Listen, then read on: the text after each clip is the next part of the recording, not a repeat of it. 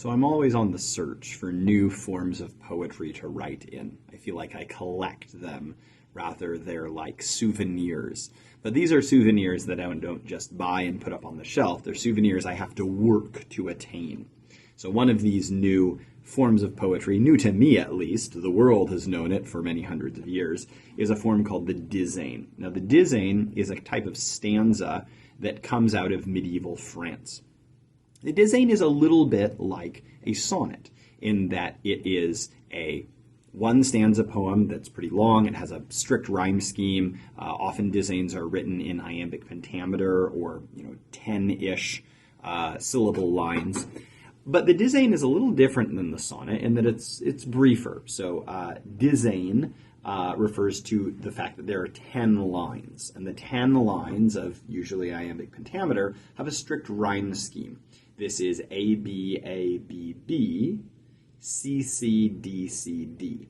So it's kind of like two stanzas of 4 lines, like an A, B, A, B, C, D, C, D. That would be a typical kind of ballad or hymn form.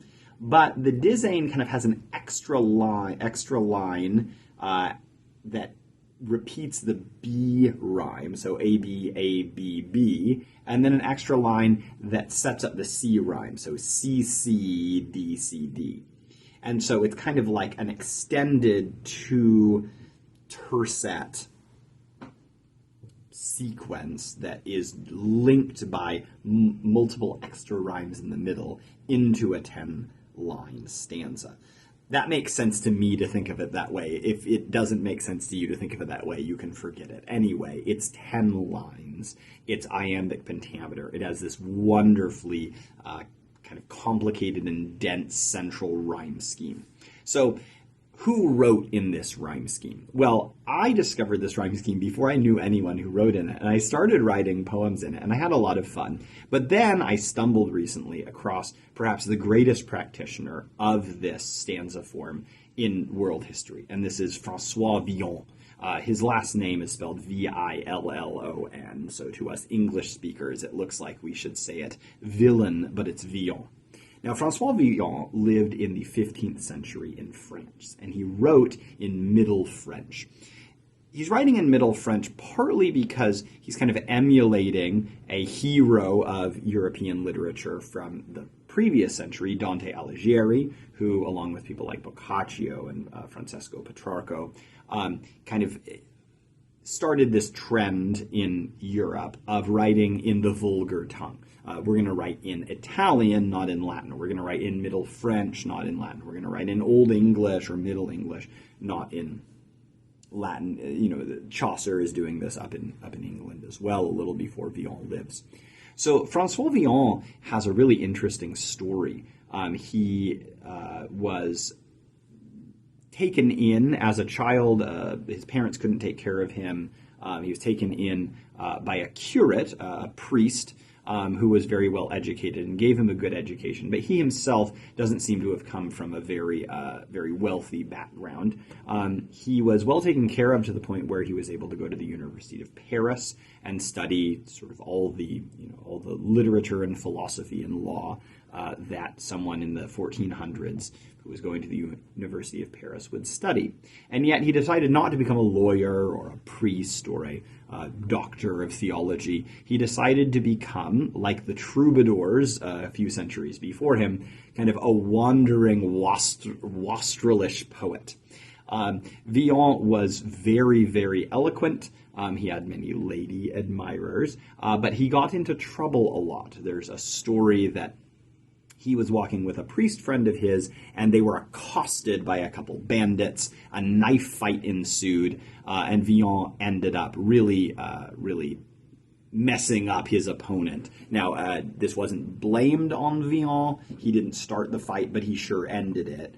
And so he was in trouble with the law. He ended up having to go into exile for a while from the city of Paris. He finally was pardoned and made it back, but he kept getting in trouble with the law. There's this story that, he's low on money, and so he breaks into a church with a couple other kind of cavalier robbers and makes off with some money. One of his buddies, though, was run in his mouth a few months later, and Villon is brought back in on charges of robbery. The authorities apparently liked him enough that they would often pardon him or say, "Hey, you know what? You deserve death, but we're gonna lighten the sentence to exile." But this kind of increased his romantic appeal to the world outside. To him, as far as we can tell from his poetry, he was very, very troubled. And in fact, one of his greatest poems, which contains some of the greatest Dizains ever written, expresses this. So I want to read to you a little bit of his poem on the Hanged Man, or Ballad of the Hanged Man. O brother, men who after us remain, do not look coldly on the scene you view, for if you pity wretchedness and pain, God will the more incline to pity you. You see us hang here, half a dozen who indulged the flesh in every liberty, till it was pecked and rotted, as you see, and these our bones to dust and ashes fall. Let no one mock our sorry company, but pray to God that he forgive us all. We can see, and this is an English translation of the French, but we can see the qualities of the Dizain stanza here.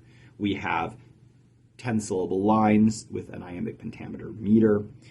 We have a A-B-A-B-B, C-C-D-C-D rhyme scheme. So remain, view, pain, you, who, liberty, see, fall, company, all. So the company is rhyming with liberty and see. And what this creates is a very straightforward address. Basically, I'm standing here at the gallows, or maybe I'm speaking after having been hanged. It's unclear a little bit whether this is a man who's about to be hanged, which Villon faced at least once or twice in his life. He was in prison, they were going to hang him, and then he got a pardon, or sort of a lightening of his sentence. So we know that he faced this kind of mortal moment several times in his life. But the one who is about to be hanged, or who has already been hanged, is speaking and asking for pity. And there's this interesting kind of acknowledgement of his libertine ways. You see us hang here, half a dozen who indulged the flesh in every liberty, till it was pecked and rotted, as you see. So there's this kind of admission of indulgence, but it's a really ugly image, right? This is not an image of, and we had so much fun and we do it all again. There's this, don't mock us, pray to God that he forgive us all. And this forgive us all is kind of looping in the listener to this, hey, we all are in this predicament. If you laugh at me and think that you're so other than me, you got another thing coming, buddy. This goes on for a while. This kind of asking for pity, asking for sort of common sympathy for a few stanzas, and I want to read to you the last stanza because it changes in its form. It's a shorter form that ends the ballad.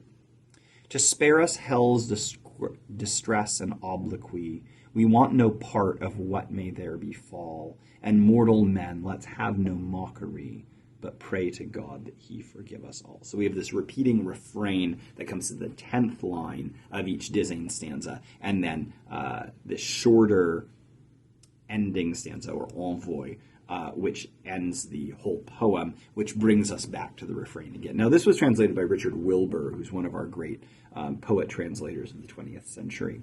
And I wanted to share this with you for a couple reasons. One, I want you to know who Villon is and know that Middle French poetry is something that you could be interested in. And I also want to say, if you want to write poetry and are a little daunted by the idea of writing a villanelle or a sonnet or something that's going to be a lot of lines, Dizain is a little more manageable, right? It's not a haiku, it's not that short, but 10 lines of iambic pentameter, it's a little more doable than 14, and you get to practice a rhyme scheme which isn't too difficult and yet gets kind of weirdly complicated in the middle in a very fun way.